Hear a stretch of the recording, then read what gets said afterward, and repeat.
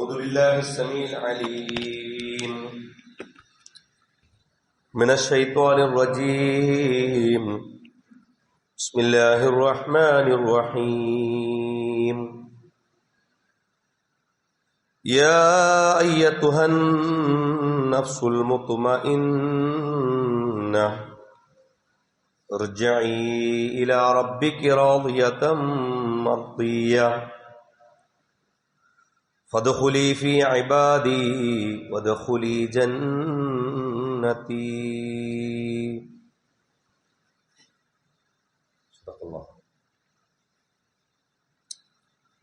സ്നേഹാദരണീയരായ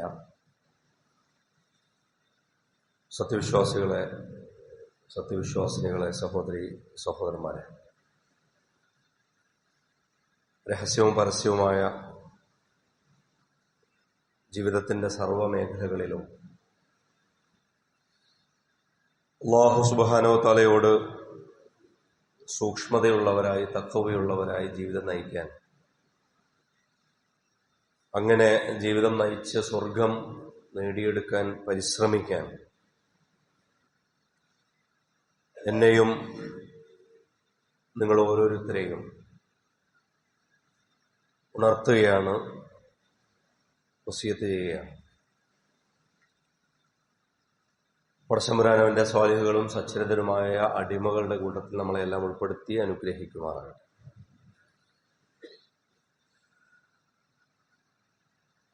നമ്മുടെ പള്ളിയിൽ ജുമകളിൽ സ്ഥിരമായി പങ്കെടുത്തുകൊണ്ടിരുന്ന എൻ്റെ അടക്കം ഇവിടെ ഇരിക്കുന്ന പലരുടെയും സുഹൃത്ത്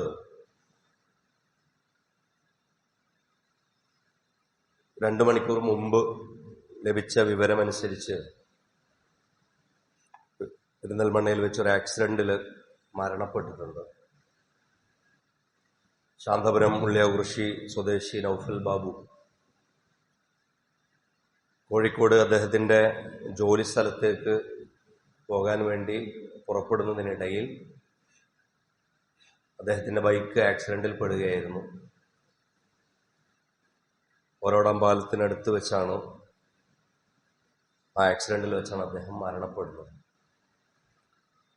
അല്ലാഹു അദ്ദേഹത്തിന് മഗ്ഫിറത്തും മർഹമത്തും നൽകി അനുഗ്രഹിക്കുമാറാകട്ടെ. നിറ യൗവനത്തിൽ നിൽക്കുന്ന, 40 വയസ്സിനടുത്ത് നിൽക്കുന്ന ചെറുപ്പക്കാരനാണ്. അല്ലാഹു അദ്ദേഹത്തെ സ്വീകരിക്കുമാറാകട്ടെ.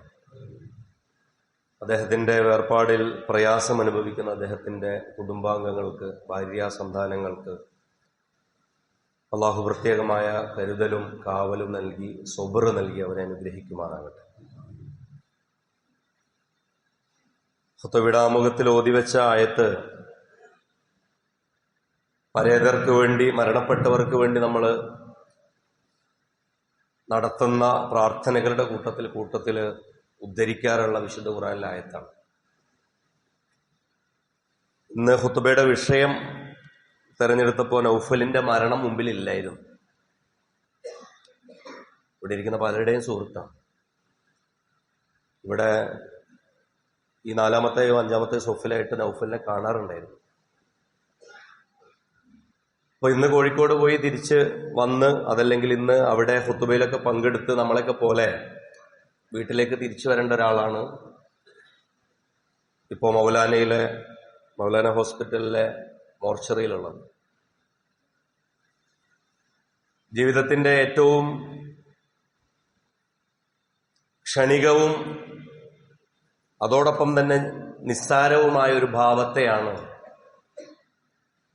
നമ്മുടെ കൺമുന്നിൽ നമ്മൾ കണ്ടുകൊണ്ടിരിക്കുന്ന മനുഷ്യരിങ്ങനെ ദൃഢഗാത്രരായി നമ്മുടെ മുമ്പിലുള്ള മനുഷ്യരാണ്.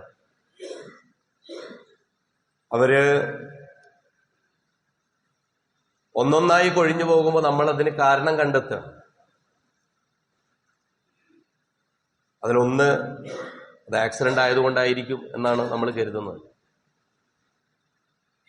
അതല്ലെങ്കിൽ ഹാർട്ട് അറ്റാക്ക് ആണ്, സ്ട്രോക്കാണ്, എന്തോ ഒരു കാരണം കിട്ടിയാൽ നമുക്ക് തൃപ്തിയാണ്. കാരണം ആ കാരണങ്ങളിലാണ് നമ്മൾ ആശ്വാസം കണ്ടെത്തുന്നത്. അതുള്ളത് കൊണ്ടല്ലേ മരിച്ചത്. വലയുഅഖിറല്ലാഹു നഫ്സൻ ഇദാ ജാഅ അജലുഹാ. എല്ലാ വെള്ളിയാഴ്ചയും കൂടുതലും നമ്മൾ ഓതുന്ന സൂറത്തുൽ മുനാഫിഖൂന്റെ അവസാന ഭാഗം, അജലെത്തിക്കഴിഞ്ഞാൽ ഈ ഭൂമിയിൽ ഒന്നിന്റെയും ഒരാത്മാവിന്റെയും അവധിയെ അള്ളാഹു പിന്നെ പിന്തിപ്പിക്കുന്നില്ല.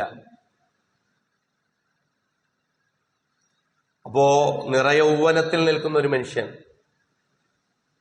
നമുക്കിടയിൽ നിന്ന് വിടവാങ്ങുമ്പോൾ ഇസ്ലാമിക രംഗത്ത് വളരെ ചെറുപ്പമായിട്ട് നിലനിന്ന ഒരാളാണ്. നാട്ടിലെല്ലാവർക്കും അദ്ദേഹത്തെക്കുറിച്ച് പറയാനുള്ളത് നല്ല കാര്യമാണ്, നല്ല കാര്യങ്ങളാണ്. പുഞ്ചിരിച്ചുകൊണ്ടല്ലാതെ ആരെയും അഭിസംബോധന ആൾ ചെയ്യാറില്ലായിരുന്നു. നമുക്കൊക്കെ തന്നെ സാധിക്കും. ഒരു വെള്ളിയാഴ്ച ദിവസം അള്ളാഹുവിലേക്ക് അദ്ദേഹം യാത്രയായി. അള്ളാഹു അദ്ദേഹത്തെ സ്വീകരിക്കട്ടെ. ഇന്നത്തെ വിഷയം ഇബാദത്തായിരുന്നു. അപ്പൊ ഇബാദത്തുമായി ബന്ധപ്പെട്ട ആയത്തുകളില് അവസാന ഭാഗത്തേക്ക് എടുത്തു വെച്ച ആയത്തായിരുന്നു വദ്ഖുലി ഫി ഇബാദി വദ്ഖുലി ജന്നത്തി. എന്റെയും നിങ്ങളുടെയും അള്ളാഹുവിന്റെ അടുക്കലുള്ള സ്ഥാനം എന്ന് പറയുന്നത് എന്താണ്? അള്ളാഹു പറയുന്നത് നമ്മൾ അള്ളാഹുവിന്റെ ഇബാദാണ് എന്നുള്ളത്. നമ്മൾ മുത്തഖിയാകാം, നമ്മൾ മുഹ്സിനാകാം, നമ്മൾ മുസ്ലിമാകാം, നമ്മൾ മുഅ്മിനാകാം. ചിലപ്പോ അള്ളാഹുവിന്റെ അടിമകൾ ചിലരൊക്കെ വലിയുകളാകാം. പക്ഷെ അള്ളാഹുവിന്റെ അടിമകളെ സ്നേഹപൂർവം വിളിക്കുമ്പോൾ അള്ളാഹു ഉപയോഗിക്കുന്ന പദം ഇബാദ് എന്നാണ്. അതായത് ഇബാദത്ത് ചെയ്യുന്ന അടിമകൾ. ഇബാദത്ത് ചെയ്യുന്ന അടിമകൾക്ക് അള്ളാഹ് വിളിക്കുന്ന പേരാണ് ഇബാദ്. അത് ഈ ലോകത്ത് മാത്രമല്ല, മരണപ്പെട്ടു പോകുന്ന ആത്മാവിനോട് അയാൾ സ്വർഗസ്ഥാനീയനാണെങ്കിൽ, സ്വർഗപ്രവേശനം അയാൾക്ക് ഉറപ്പാണെങ്കിൽ, മാലാഖമാരുടെ അശരീരിയായ അയാൾക്ക് ചുറ്റുമുള്ള അനുഭവത്തെക്കുറിച്ചാണ് സൂറത്തുൽ ഫജ്റിൽ അള്ളാഹ് പറയുന്നത്. യാ അയ്യത്തുഹൻ നഫ്സുൽ മുത്മഇന്ന, അല്ലയോ സമാധാനം പ്രാപിച്ച ആത്മാവേ, നഫ്സേ, ഇർജി, നീ ഇങ്ങോട്ട് മടങ്ങിപ്പോന്നോ. എന്തിനാ ദുനിയാവിൽ നിൽക്കണേ?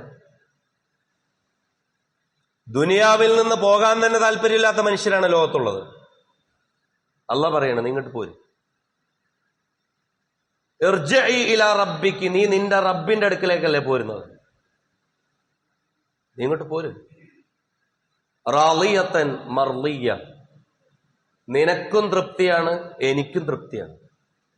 വല്ലാത്ത വാക്കാണ്. റാളിയത്തൻ, അല്ലയോ നഫ്സേ, നീ അള്ളാഹുവിനെ കുറിച്ച് തൃപ്തിപ്പെട്ടിരിക്കുന്നു.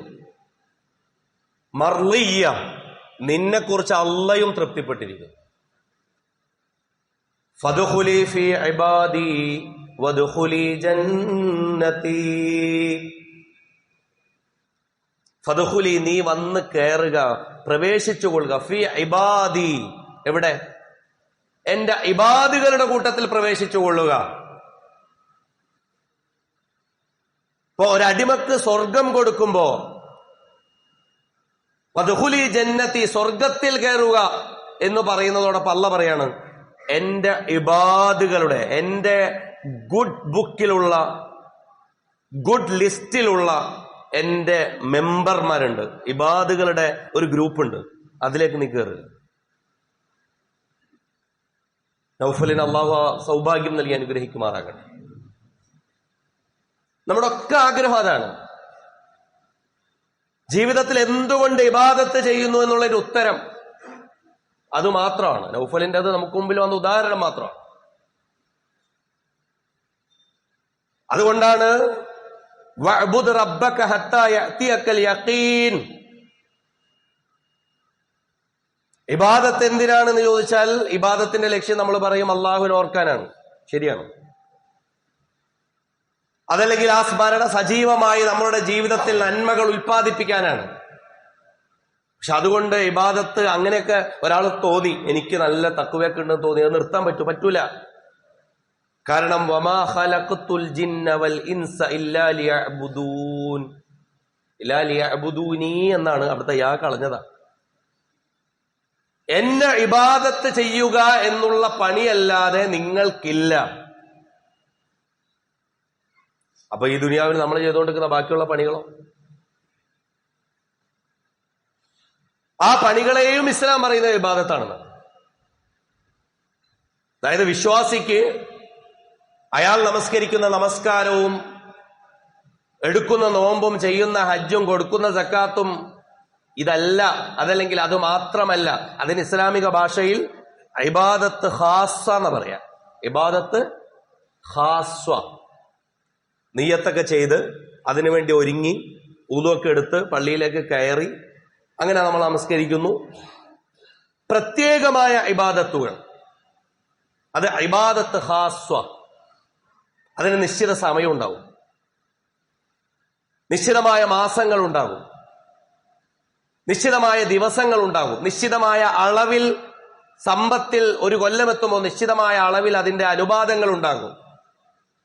ഇതിനെ പണ്ഡിതന്മാർ പറയുന്നത് ഇബാദത്ത് ഖാസ്സ എന്നാണ്.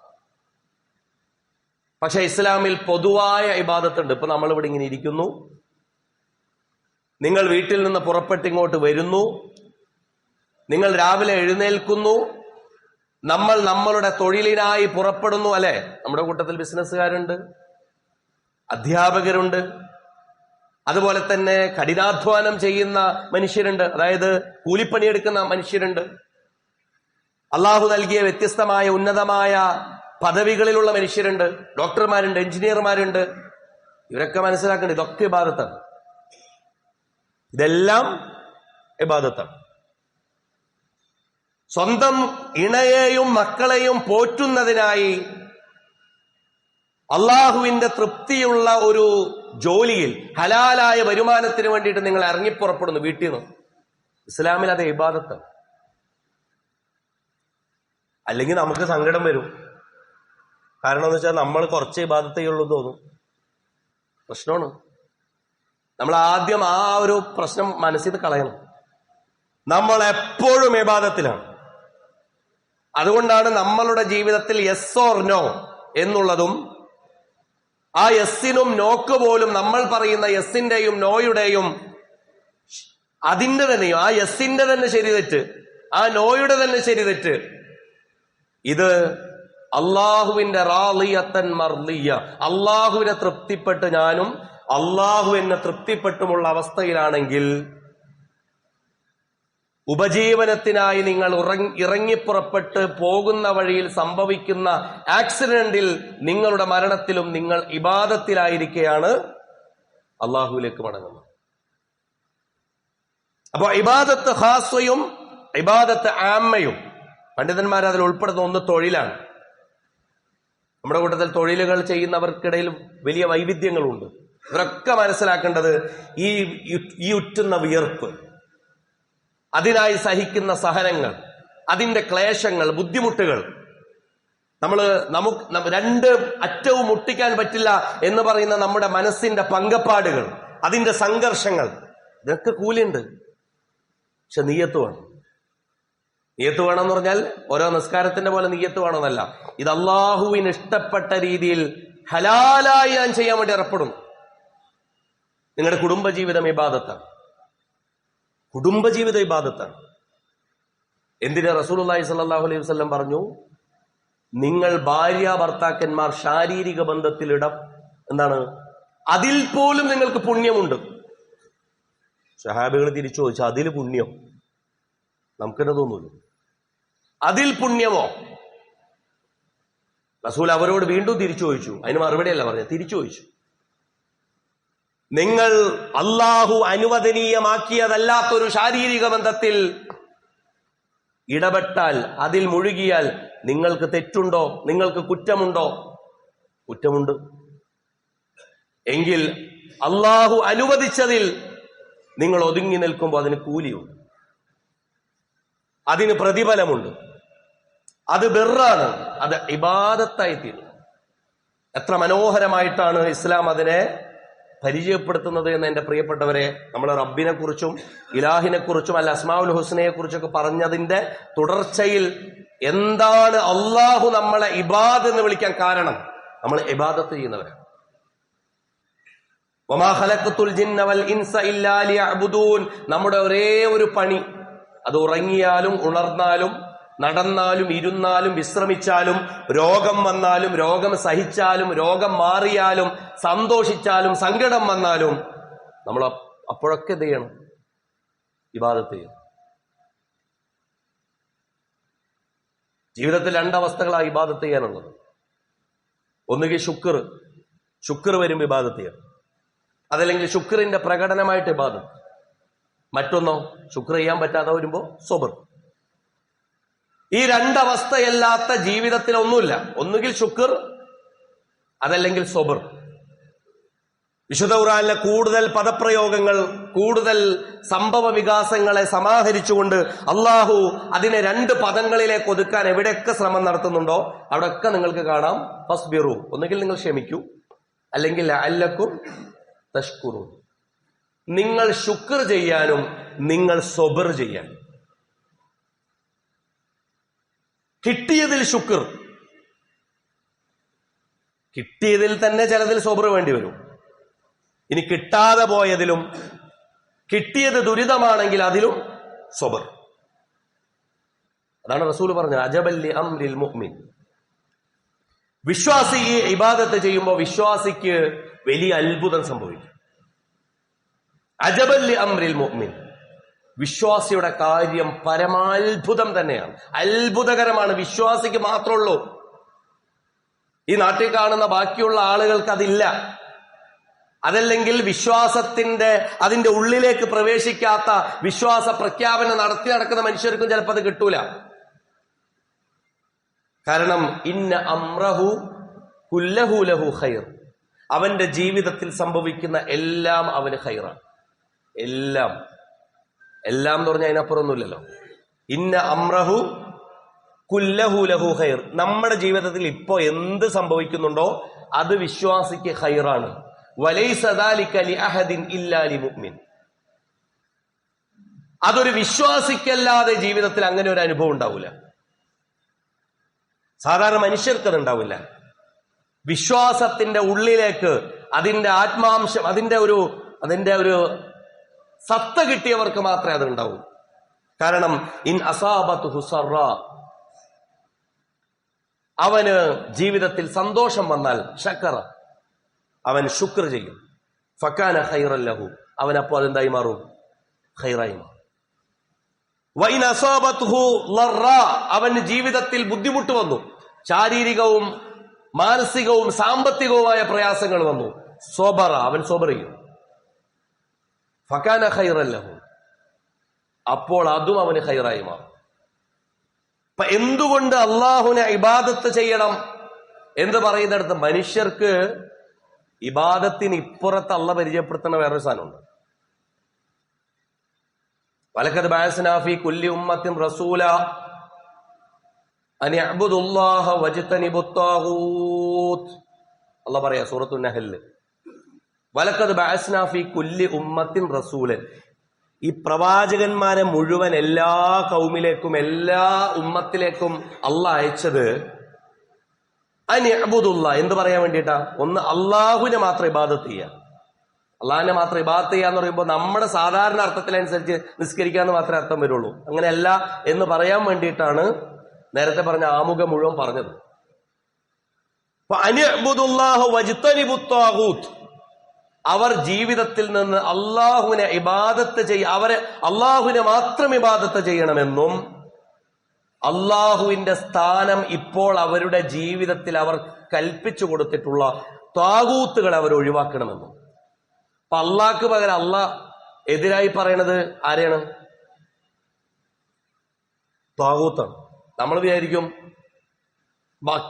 മറ്റു മതങ്ങളിലെ ദൈവങ്ങളെയാണ്. ഇല്ല, അല്ല, മറ്റു മതങ്ങളിലെ ദൈവങ്ങൾ ഇല്ലാത്തൊരു കഥയാണല്ലോ. പക്ഷെ മനുഷ്യർ തന്നെ കൽപ്പിച്ചു കൊടുത്ത സ്ഥാനമുണ്ട്. ത്വാഗൂത്ത്, ത്വഗ എന്ന് പറഞ്ഞാൽ പരിധി വിടുക. പരിധി വിട്ടുകൊണ്ട് മനുഷ്യ ജീവിതത്തിൽ എന്തൊക്കെയാണോ അള്ളാഹുവിന് കൊടുക്കേണ്ട സ്നേഹവും അനുസരണവും നമ്മളിൽ നിന്ന് കൈപ്പറ്റിയിട്ടുള്ളത്, അതൊക്കെയും ത്വാഗൂത്താണ്. അതിലേറ്റവും പ്രകടമായ രൂപം ചിലപ്പോൾ ഭരണാധികാരിയുടെ രൂപമൊക്കെ ആയിരിക്കും. അതുകൊണ്ട് ഫിറൗൻ ത്വാഗൂത്താണ്, നമ്രൂദ് ത്വാഗൂത്താണ്, ശരിയാണ്. പക്ഷേ നമ്മളുടെ ജീവിതത്തിൽ അള്ളാഹിനെയാണ് പ്രധാനപ്പെട്ടതായിട്ട് കരുതേണ്ടത്. പക്ഷേ അള്ളാഹുവിന്റെ സ്ഥാനം കവർന്നെടുക്കുന്ന നമ്മളുടെ ജീവിതത്തിലെ അള്ളാഹുവിന് കൊടുക്കേണ്ടുന്ന ഇബാദത്ത്, അത് കവർന്നെടുക്കുന്ന ജീവിതത്തിലെ പ്രധാനപ്പെട്ട എന്ത് വിഷയമുണ്ടോ അതൊക്കെ ത്വാഗൂത്ത്. ഇത് മനസ്സിലാക്കണം. അള്ളാഹ് അപ്പുറത്ത് പറഞ്ഞ നിങ്ങൾ ആ ദൈവത്തിന് പകരം എന്നെ ആരാധിക്കുന്നല്ല, ജീവിതത്തിൽ എനിക്ക് അള്ളാഹുവിന് നൽകേണ്ടുന്ന പ്രാമുഖ്യത്തിനും ഗാംഭീര്യത്തിനു പകരം നിങ്ങളുടെ ജീവിതത്തിന്റെ സർവ നിയ്യത്തുകളും അങ്ങനെയുള്ള മനുഷ്യന് ഓടുന്നത് എന്തിനാ? ജീവിക്കുക മാത്രമല്ലല്ല, അത് ദുനിയാവിൽ ത്വഗ, ജീവിതത്തിന്റെ അതിന്റെ പരിധിക്കപ്പുറമാണ് ഓടുന്നത്. അതിന്റെ ആവശ്യങ്ങൾക്ക് ഓടാം, കുഴപ്പമില്ല. ജീവിതത്തിൽ നിങ്ങൾക്ക് തൊഴിൽ ദാതാവാകാം, കുഴപ്പമില്ല. നിങ്ങൾക്ക് ഈ ലോകത്തെ പ്രശ്നങ്ങളുടെ പരിഹാരത്തിന് വേണ്ടിയിട്ട് നിങ്ങൾക്ക് സർവീസോ പ്രൊഡക്റ്റോ ബിസിനസ്സോ എന്തോ ആകാം, അതൊന്നും കുഴപ്പമില്ല. അതൊക്കെ അൽ കസ്ബുൽ ഹലാൽ, ഹലാലായ സമ്പാദനത്തിന്റെ മാർഗത്തിലാണ് വരിക. പക്ഷേ ജീവിതത്തിന്റെ ലക്ഷ്യം എന്ന് ചോദിക്കുമ്പോ അള്ളാഹ് പറയുന്നു ഇല്ലാ ലിയഅ്ബുദൂൻ, എന്റെ ഇബാദത്തിന്റെ പരിധിയിൽ ഇത് വരണം. എനിക്കും നിങ്ങൾക്കൊക്കെ നടത്താൻ പറ്റുന്ന നമ്മളെക്കുറിച്ചുള്ള ഏറ്റവും മികച്ച ഒരു ആലോചന അതായിരിക്കും. രാവിലെ എഴുന്നേറ്റത് മുതൽ വൈകുന്നേരം വരെയുള്ള എന്റെ സംസാരത്തിൽ, എന്റെ ഇടപഴകലിൽ, എന്റെ ജോലിയിൽ, എന്റെ സാമ്പത്തിക ഇടപാടിൽ ഇതൊക്കെ ഇബാദത്താണോ? എങ്കിൽ പിന്നെ ഞാൻ വന്ന് നിസ്കരിക്കുന്ന നിസ്കാരവും ഇബാദത്താവും. അല്ലെങ്കിൽ ആ നിസ്കാരത്തിൽ വല്ലാത്ത നോണയാണ്. കാരണം ഇന്ന സ്വലാത്തി വനുസുക്കി വമഹിയായ വമമാത്തി ലില്ലാഹി റബ്ബിൽ ആലമീൻ, ഇതാണ് വന്ന് നബി സല്ലല്ലാഹു അലൈഹി വസല്ലമയോട് അള്ളാഹ് പറയാ, കുൽ, നബിയെ പറയുക, ഇന്ന സ്വലാത്തി വനുസുക്കി വമഹിയായ വമമാത്തി ലില്ലാഹി റബ്ബിൽ ആലമീൻ. ഖുർആനിൽ ആ ആയത്തുള്ളത് കൊണ്ടാണ് നമ്മൾ വജ്ജഹത്വം എന്ത് ചെയ്യുന്നത്? ഇന്ന സ്വലാത്തി വനുസുക്കി എന്ന് പറഞ്ഞ് ഓതുന്നത്. അല്ലാതെ അത് പ്രാർത്ഥന അല്ല, ഖുർആനിലെ ആയത്താണ്. ഇന്ന സ്വലാത്തി, എന്റെ നിസ്കാരം, വനുസുക്കി, എന്റെ എല്ലാവിധ ബലികർമ്മങ്ങൾ, അനുഷ്ഠാന മുറകൾ, വമഹിയായ, എന്റെ ജീവിതം, വമമാത്തി, എന്റെ മരണം. മരണം ഏത് സമയത്തായിരുന്നു നിങ്ങൾക്ക് പറയാൻ പറ്റുമോ? നമ്മുടെ സഹോദരൻ നൗഫല് ഏതെങ്കിലും രീതിയിൽ, നമ്മളൊക്കെ ഏത് സമയത്തും മരണം വരുന്ന ഒരാളാണ് എന്ന് പറയുമ്പോൾ ശരിയാണ്, നമുക്കതറിയാം. പക്ഷെ ഒരു തരിമ്പ് പോലും നിങ്ങൾക്ക് അതിനെക്കുറിച്ച ഒരു ധാരണയില്ലാത്ത സമയത്താണ് നിങ്ങളിൽ ആ മരണം എത്തുക. പക്ഷെ നമ്മൾ അതിനെക്കുറിച്ചൊക്കെ എത്ര ആത്മവിശ്വാസമുള്ളവരാണ് അല്ലെ? ഇപ്പൊ പറയണേ എനിക്കൊരെ ഉണ്ടാവും, ഇപ്പൊ ഇതൊക്കെ നിങ്ങളൊക്കെ കഴിഞ്ഞിട്ട് ഉണ്ടാവുള്ളൂ, അത്ര കോൺഫിഡൻസ് ആയിരിക്കുന്നു.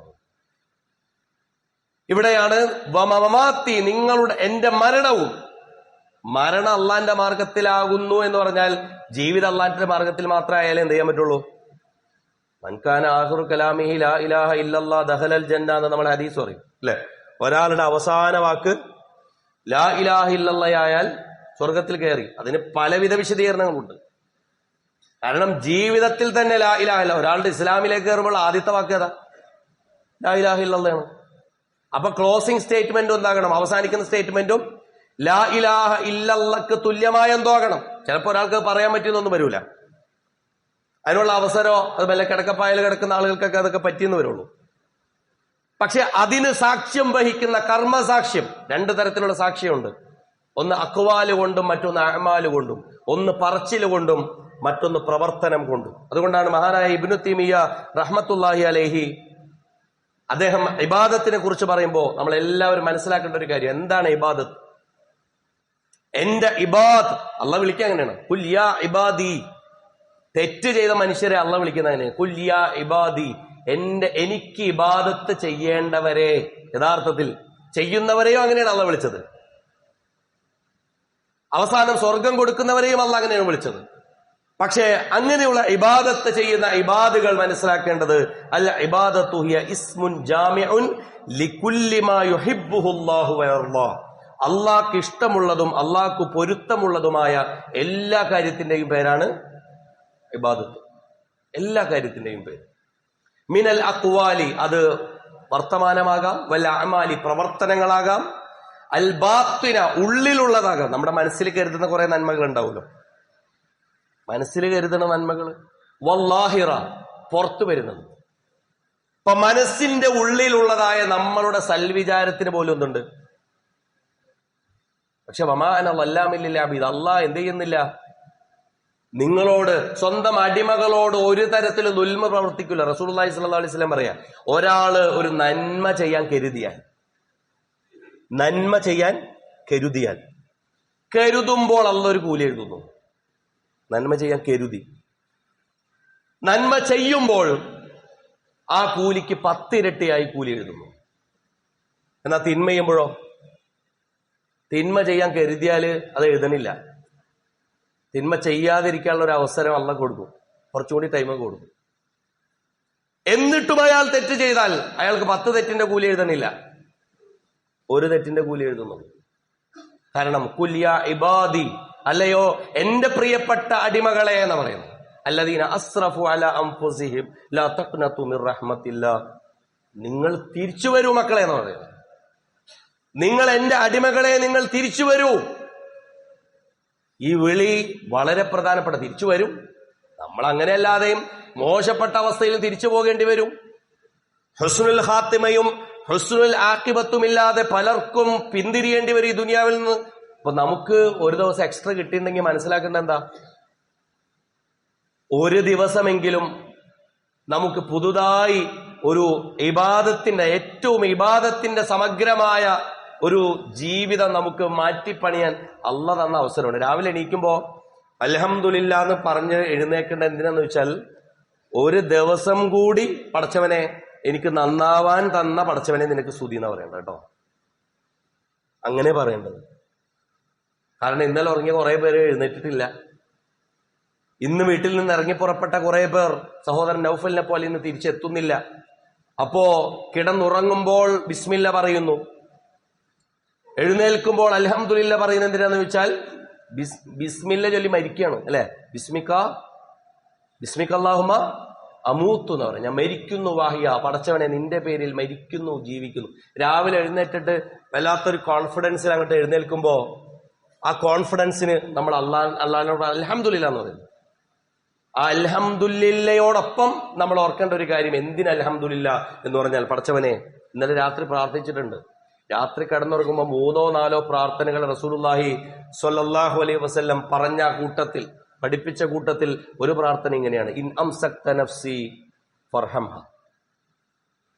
പടച്ചവനെ ഇന്ന് രാത്രി എങ്ങാനും എന്റെ റൂഹിനെ പിടിച്ചാൽ ഫർഹംഹ, അതിനോട് കരുണ കാണിക്കണം, ഞാൻ പാവല്ലേ. വൈൻ അർസൽതഹ, ഇനി അതല്ല നാളത്തെ ഒരു ദിവസം കൂടി ജീവിക്കാൻ അനുവാദം തന്നാൽ ഫഹ്ഫദ്ഹ കമാ തഹ്ഫദു ബിഹി ഇബാദക സ്വാലിഹീൻ, നീ നിന്റെ ഏറ്റവും പ്രിയപ്പെട്ട ഇബാദുകളെ എപ്രകാരമാണോ സംരക്ഷിച്ചു പോരുന്നത് അങ്ങനെ കണ്ണിലുണ്ണിയായി എന്നെയും സംരക്ഷിക്കണേന്ന്. ഈ സംരക്ഷണം തേടിക്കൊണ്ടാണ് പ്രിയപ്പെട്ടവരെ നമ്മളൊക്കെ ഉള്ളത്. കാരണം അവങ്കലേക്കാണ് മടങ്ങുന്നത്. അതുകൊണ്ടാണ് ഇന്നലില്ലാഹി മാ അഹദ്, ഒരു മരണം കേട്ടാല് നമ്മളൊക്കെ പറയേണ്ട ഒരു കാര്യം, ഇന്നലില്ലാഹി മാ അഹദ്, അള്ളാഹു എടുത്തത് അവന്റേതാണ്, വലഹു മാ അഅ്ത, തന്നതും അവന്റേതാണ്, വകുല്ലു ഷൈഇൻ ഇൻദഹു ബിമിഖ്ദാർ, എല്ലാം അള്ളാന്റെ കണക്കിൽ ഒരു നിശ്ചിത കണക്കനുസരിച്ച് നമുക്ക് തന്നിട്ടുള്ളൂ. ഇന്നാ ലില്ലാഹി വ ഇന്നാ ഇലൈഹി റാജിഊൻ, നമ്മളെല്ലാവരും അള്ളാഹുവിലേക്കുള്ളവരാണ്. അള്ളാഹു സഹോദരൻ നൗഫലിന് ബർസഖി ജീവിതം ആനന്ദകരമാക്കി കൊടുക്കുമാറാകട്ടെ. അദ്ദേഹത്തിന്റെ പരലോക യാത്ര വളരെ എളുപ്പമാക്കി കൊടുക്കുമാറാകട്ടെ. നാളെ കുടുംബത്തോടൊപ്പം നമ്മളോടൊപ്പം ഒക്കെ സ്വർഗത്തിൽ ഒരുമിച്ച് കൂടാനുള്ള മഹത്തായ തൗഫീഖ് നൽകി അള്ളാഹു അദ്ദേഹത്തെ അനുഗ്രഹിക്കുമാറാകട്ടെ. നമ്മളെയും ജന്നാത്തുൽ ഫിർദൗസിൽ അള്ളാഹു ഒരുമിച്ച് കൂട്ടുമാറാകട്ടെ. ഒരു ദുആ കൊണ്ടുള്ള മറ്റൊരു വസിയത്തുണ്ട്. നമ്മുടെ സഹോദരൻ ഇസ്മായിൽ സാഹിബ് നമ്മുടെ പള്ളിയിലെ നേരത്തെ സ്റ്റാഫായിരുന്നു, പനത്തുമംഗലത്തുള്ള ഇസ്മായിൽ ക. കഴിഞ്ഞ ഏകദേശം കുറച്ചാഴ്ചകളായിട്ട് മഞ്ചേരി ഹോസ്പിറ്റലിലായിരുന്നു, അഡ്മിറ്റ് ആയിരുന്നു. ഇപ്പൊ പെരിന്തൽമണ്ണ ഹോസ്പിറ്റലിലുണ്ട്. അപ്പൊ അദ്ദേഹം ദുആ കൊണ്ട് വസിയത്ത് ചെയ്തിട്ടുണ്ട്. അല്ലാഹു സുബ്ഹാനഹു വ തആല അദ്ദേഹത്തിന്റെ എല്ലാവിധ പ്രയാസങ്ങളും മാറ്റിക്കൊടുക്കുമാറാകട്ടെ. ശ്വാസകോശ സംബന്ധമായ പ്രശ്നങ്ങളാണ്. അള്ളാഹു പൂർണ്ണമായ ശിഫ നൽകി അനുഗ്രഹിക്കുമാറാകട്ടെ. മറ്റ് സാമ്പത്തികവും ശാരീരികവും മാനസികവുമായ ബുദ്ധിമുട്ടുകൾ കൊണ്ട് പ്രയാസപ്പെടുന്ന നമ്മുടെ കൂട്ടത്തിലെ എല്ലാവർക്കും, ദുആ കൊണ്ട് നമ്മളോട് വസിയത്ത് ചെയ്ത എല്ലാവർക്കും അള്ളാഹുരുടെ പ്രയാസങ്ങളും പ്രശ്നങ്ങളും ദൂരീകരിച്ചു കൊടുക്കുമാറാകട്ടെ. അള്ളാഹു നമ്മുടെ മാതാപിതാക്കളെ അനുഗ്രഹിക്കുമാറാകട്ടെ. അവരെയും നമ്മയും അവരുടെ ജന്നാത്തുൽ ഫിർദൗസിൽ ഒരുമിച്ച് കൂട്ടുമാറാകട്ടെ. വാഖൂലു ഖൗലി ഹാദാ വസ്തഗ്ഫിറുല്ലാഹി ലി വലക്കും വസ്തഗ്ഫിറുഹു ഇന്നഹു ഗഫൂറുർ റഹീം.